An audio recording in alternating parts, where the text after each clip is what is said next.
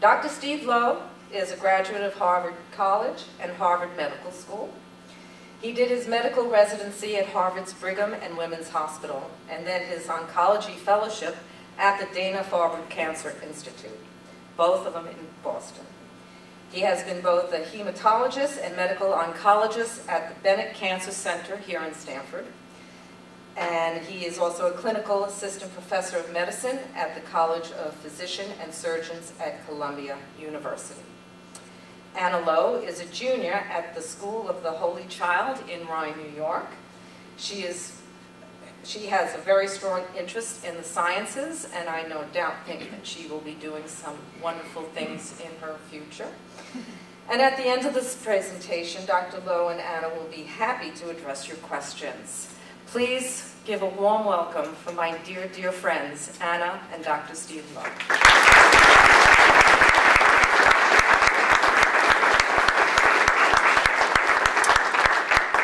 Thank you very much, Karen, for that introduction. Before I start, I do want to acknowledge and thank the NSCCE for the really terrific work they've done educating the community about the pesticide contamination and other issues that surrounds us that affects the environment. So I wanted to first give a round of applause to Karen DeFalco, Jay Kucher, and a lot of the very active volunteers in this organization.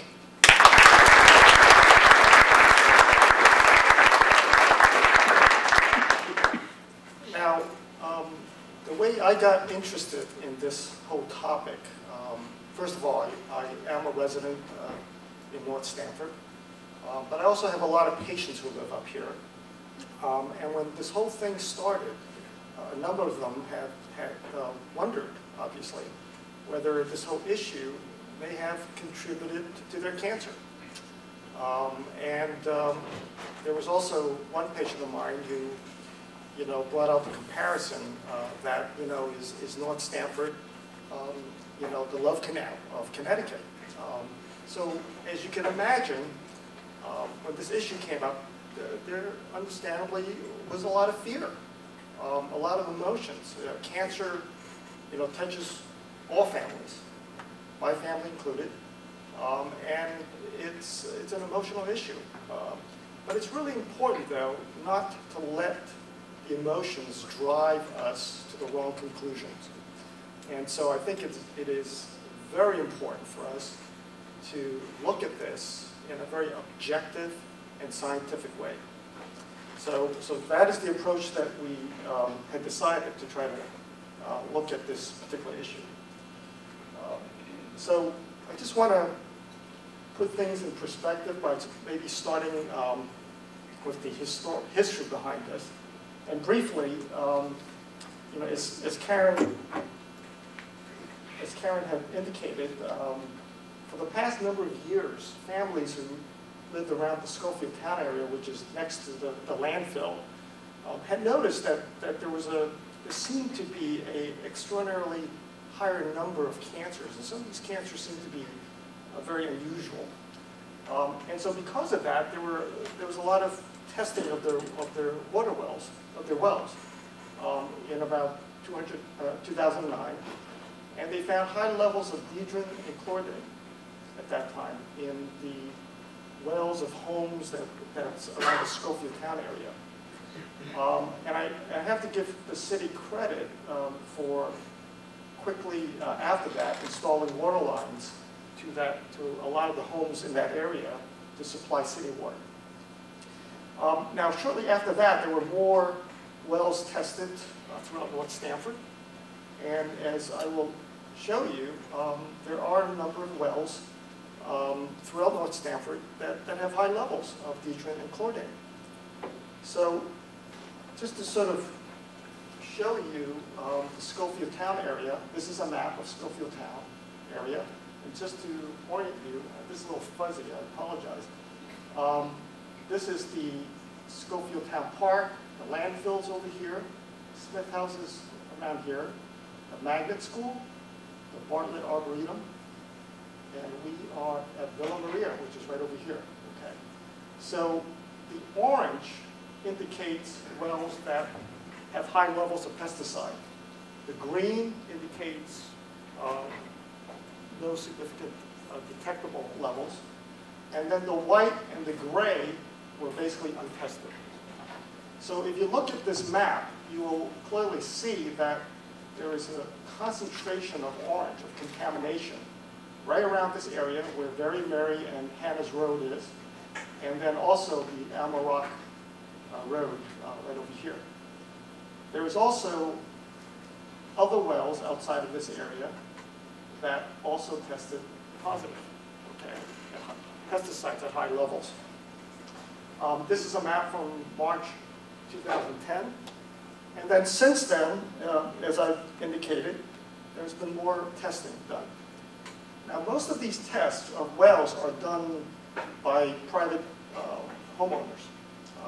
And so we may be having a skewed record of it.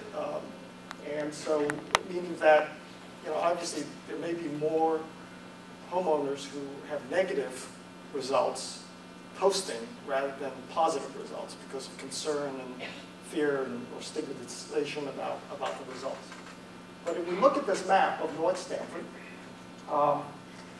the dark orange, again, is high levels of deidrin. The purple X's, which you can't see in this fuzzy map, is chlordane. And then basically the white and the green is basically negative for pesticide. And as you can see, this is the Schofield Town area, the wells that I've indicated earlier that tested positive is right there.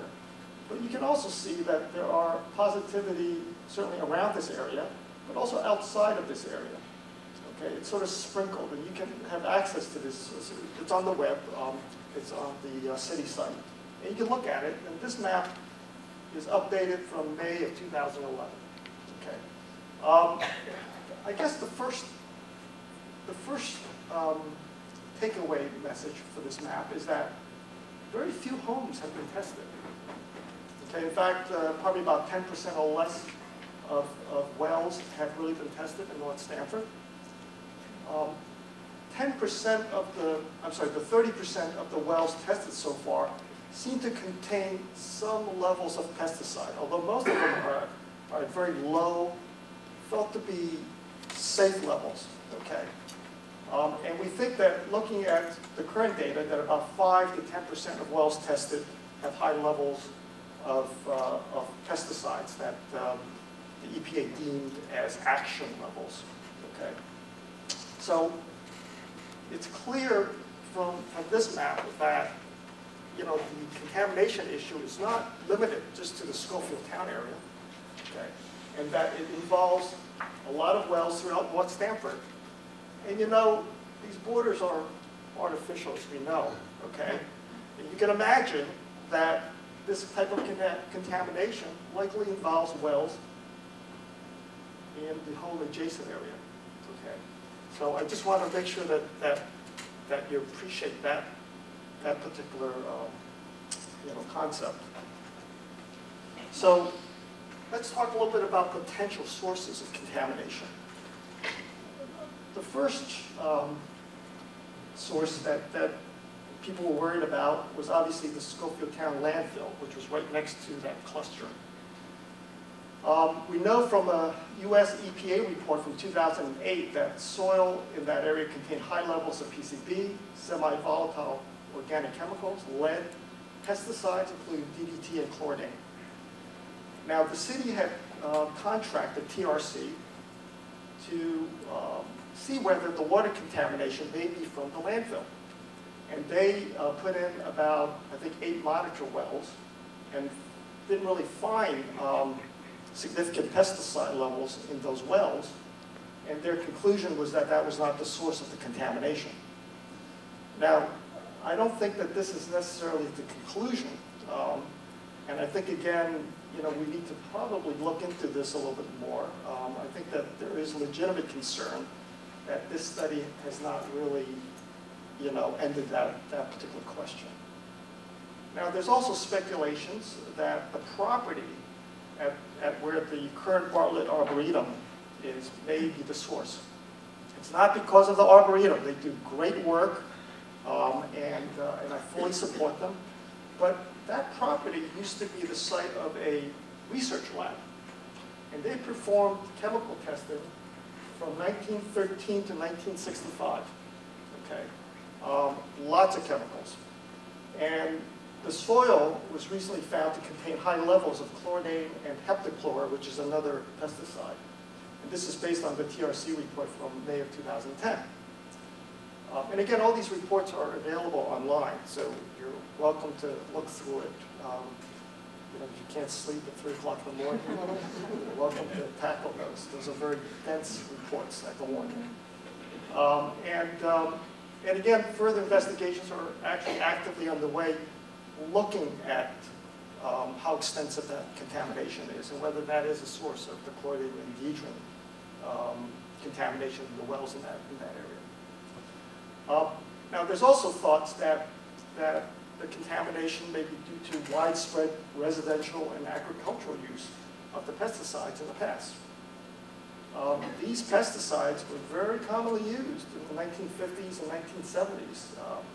And homeowners and farms used to pour tons of this stuff because they treated ants, termites, and grubs. And they were felt to be safe back then. They were banned in the 1980s because they were found to be carcinogenic. And these pesticides, however, have a very long half-life. And they can persist for decades. And they are found in the groundwater. I know that there are some people who say, well, it's not really soluble, and so it doesn't really get in the groundwater. Well, we detect it. It's there. Okay. And of course, there may be some sources that are really yet to be determined. But as we hopefully collect more and more data about how extensive this contamination is, I think that we may be able to at least get an idea of whether there are other sources involved. All right, let's look at the cancer risk of these pesticides. Now, when I started with this, I was certainly no expert in pesticide and cancer. But after a while, after a lot of reading and going over the medical literature and looking at a lot of the reports, you know, I sort of got pretty good at this. And these pesticides are classified as what they call B2 carcinogens by the US EPA. What does that mean? Well, it goes as A, B, C, etc. And A is where there's clear-cut human data that this thing is a carcinogen, like benzoylpyrene, which is formed when you smoke cigarettes. So for those smokers out there, watch out. And it's a real carcinogen. It causes lung cancer. So that's A. Now, B2 means that these chemicals are clearly carcinogenic in animals, okay? But we're not so certain about humans just because there isn't a lot of data for it. Doesn't mean that it's not in humans, it's just that there isn't a lot of data to really prove it in humans, okay? So that's why it was listed as B2. Now, I did a whole literature search, thank God for the internet, and looking at everything that's ever been cited or published about cancer and these pesticides. And a number of studies came out. One study showed that high serum levels, drew blood in a lot of individuals in various communities, and they found that high levels of chlordane in their blood actually was associated with a higher risk of testicular cancer. There was another study that looked at farm workers, and they showed that heavily exposed farm workers to chlordane had a higher risk of non-Hodgkin's lymphoma. And then there was another study that looked at dedron. And they found that high levels in their serum of women having this dedron was associated with a higher risk of breast cancer. And women who had high levels of this in their blood had a poorer prognosis. Now, it's not so black and white. There were also negative studies, to be fair, okay? And there was a study from the Netherlands that looked at workers at a plant that produced dedron. And they did not find any higher rates of cancer in that particular report. There are also other studies that looked at workers involved in manufacturing and application of chlordane and did not find higher rates of cancer. So, you know, as you can see, a lot of times data can be confusing. It can be conflicting. It probably reflects how the studies are done. And that's the way research is.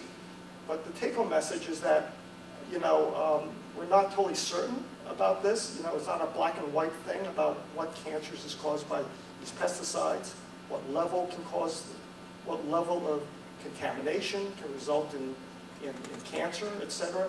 So there's still a lot of unknowns. All right, let's look at some of the toxic effects of these pesticides.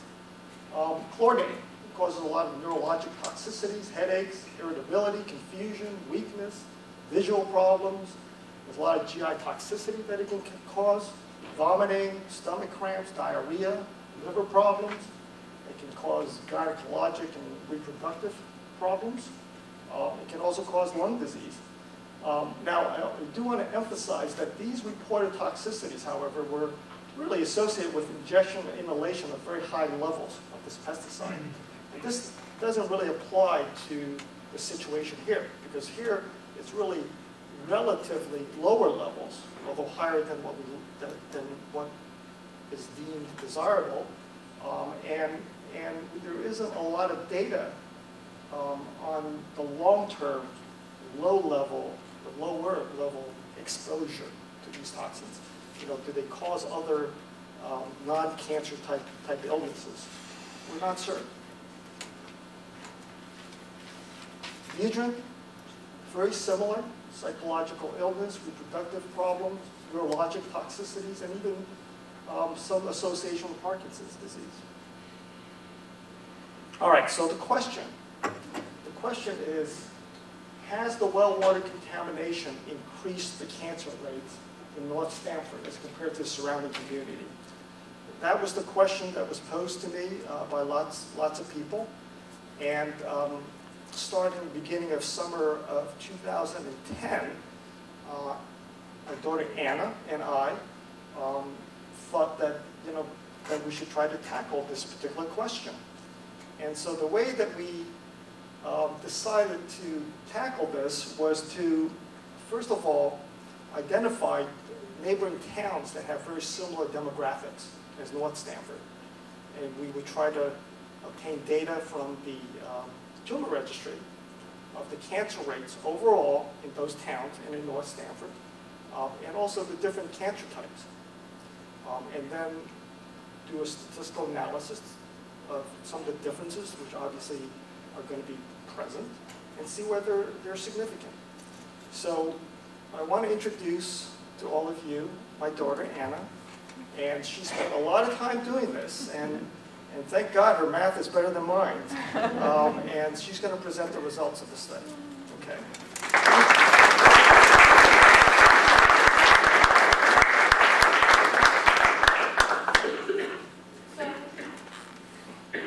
First, we try to determine which of the nearby communities were most similar demographically to North Stamford. As you can see in Table 1, we gathered the data from the 2000 U.S. Census report, considering the demographics of North Stamford and surrounding communities.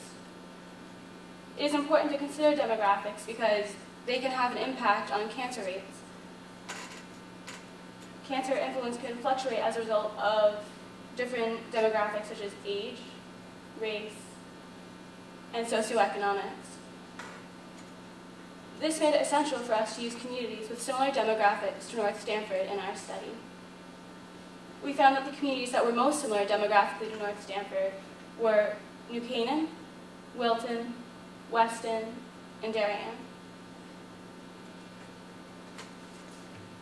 We then obtained data from the Connecticut Tumor Registry concerning the annual incidence of cancer of North Stamford and these surrounding communities from 1998 to 2007. As you can see in Table 2, the community with the highest annual cancer rate is actually New Canaan, and then it's North Stamford, Wilton, Weston, and last Darien. So the next important question was whether or not these differences were statistically significant or not.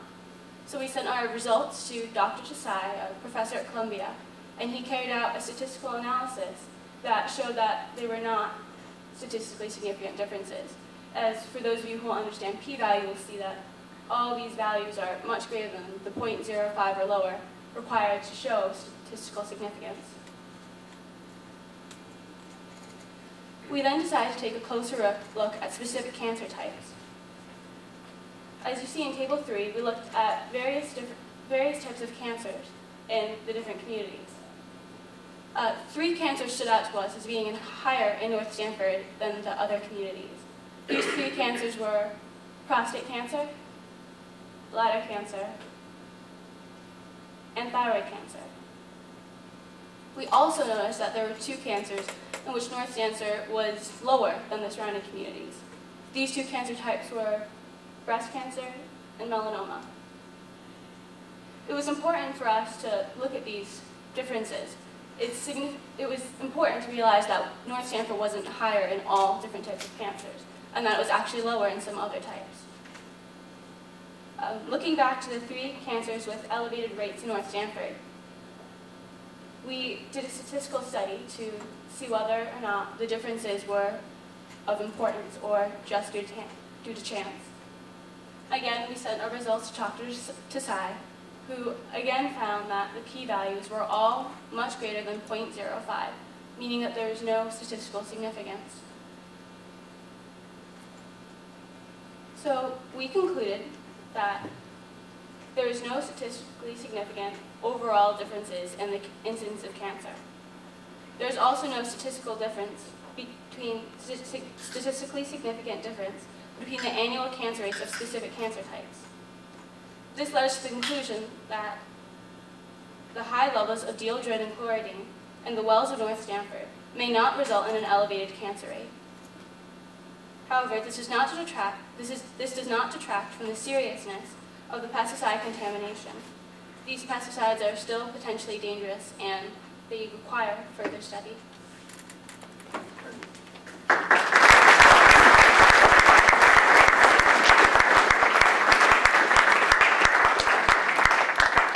Thank you so much, Anna. Now, I do want to discuss these results a lot more, particularly about what it means, really, and what it doesn't mean. Okay? And so this is the part where I think is very important to try to understand what seems. Excuse me, my fingers there. Okay. So if these pesticides are potential carcinogens, why did the study not show a higher rate of cancer in North Stamford? Okay, so that's the first obvious question. Okay, so let's talk a little bit about that. Well, there are a number of reasons for this. Okay, first of all, the levels of the contamination may not be high enough across the board throughout North Stamford to increase the risk of cancer. Okay, we really don't know what that maximal contamination level really should be to really increase the risk of cancer significantly. So there's just a lack of information about that. Now, the contamination may not be sufficiently widespread in North Stamford. Okay, we don't know how extensive it is. We need a more systematic testing, as encouraged by the city and also by NSCCE. And when I wrote this, it was pending, but the well test ordinance now may be helpful, and I certainly hope that that will at least spur a lot of homeowners to test their wells. Now, the other possibility is that differences of the cancer rates between North Stamford and the surrounding communities may be too small to be detectable. The small size of the population does not permit us to really look at small differences. Now, this is good in the sense that if there is a difference, it's very, very small. Now, the surrounding communities may also have very similar water contaminations in their well water as with North Stamford. There's been no widespread there's no reports of widespread well water contamination, okay, from surrounding communities, but they really haven't been systematically tested to the same extent as North Stamford.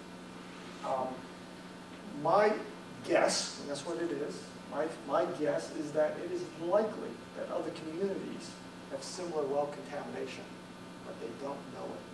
Okay, so I think that North Stamford may actually be really ahead of the curve in terms of being aware of this particular problem. The study also looked at cancer rates only between 1998 and 2007, because I didn't think Anna would spend another summer looking at other periods of time. You know, perhaps the cancer rate was higher before 1998. You know, when the pesticide levels was higher. Perhaps it takes a longer time for cancer to develop, and the cancer will rise in the future. Now, I doubt that. I doubt it because the pesticide usage was very high in the 50s and 70s. We've been exposed to it for 20 to 50 years. And those carcinogens exert its effect within 10, 20, 30, 40 years. Okay? So I think that the period of time that we looked at sort of reflects where things are right now, and probably, I would imagine, a decline over the next, you know, several decades, if there's an effect. I also want to emphasize what this study does not mean. It does not mean that the well water contamination do not require remediation. We still need to look for potential causes and correct the contamination. It does not mean that the contamination does not cause significant non-cancerous health hazards. These may not be recognized. And again, we need to really look into that. It also does not mean that individual wells that have very high levels of contamination do not result in a higher cancer risk. So I want to really emphasize this. Because you have to remember, the study looked at North Stamford as a whole. And if there's only a few wells, meaning 5% or even 10%, we may not. This study is unlikely to pick up that, you know, small increase or it could be a doubling of the risk in those homes that have contaminated well, and this study will not necessarily pick it up. Okay, so I want to emphasize that. It doesn't mean that this is not a problem, basically. And I'm still very concerned that highly contaminated wells can increase the risk of cancer. Okay. It also does not rule out the possibility that the contamination may play a role in the reported cluster of cancers near Schofield Town area. You know, this study really was not designed to look at the cluster at Schofield Town. So what's the next step? Well, my thought is that the state DPH should investigate the cluster of cancers near Schofield Town area. You know, we need to know, is there even a cluster? Because when we say a cluster, I just want to sort of clarify what is a cluster. You know, a cancer cluster means that a certain area, a small area, meaning it could be a number of blocks, it could be a couple of streets, where there is an unusually high rate of cancers in surrounding areas. And a lot of times the classic cluster tends to be, you know, one type of cancer, maybe two types of cancer. That's sort of the classic cluster. And the question is there even a cluster? You know, yay or nay? I think we need to know. And if so, we need to see whether the well contamination or the landfill may be the cause of that. So we need to really address this, I think, very valid concern of the individual living in that area.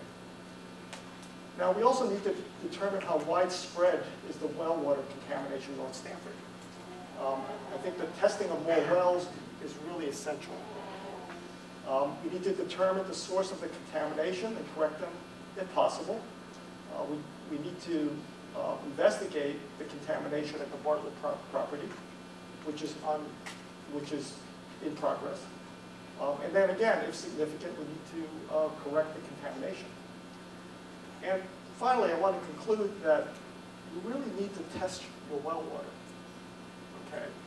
This study does not mean that if your well is contaminated, that's not a problem. You need to, number one, report the results to the city EPH. This is really important, and I can't emphasize how important this is, and I know that there's been a lot of individuals who have done that, but this is important because it gives us information of how extensive it is, and whether there are concentrations elsewhere. It gives us a lot of information of what may be causing this type of contamination. And then if contaminated, you need to eliminate the contamination with various filtration systems that's available, and I don't pretend to be an expert in it, so please don't ask me questions about that. Okay, there are lots of people who are experts. I know Karen and Jay knows a lot about it. They're certainly a resource for all of you. And also this testing, I think, applies to all wells in Connecticut, not just in North Stamford. Before I end, I do want to acknowledge Lou Gonzalez, who gave us a lot of the data from the Connecticut Tumor Registry. My former partner, Victor Gran, at Columbia University, who gave me a lot of good advice, and of course, my wife, Jamie, for her love and support.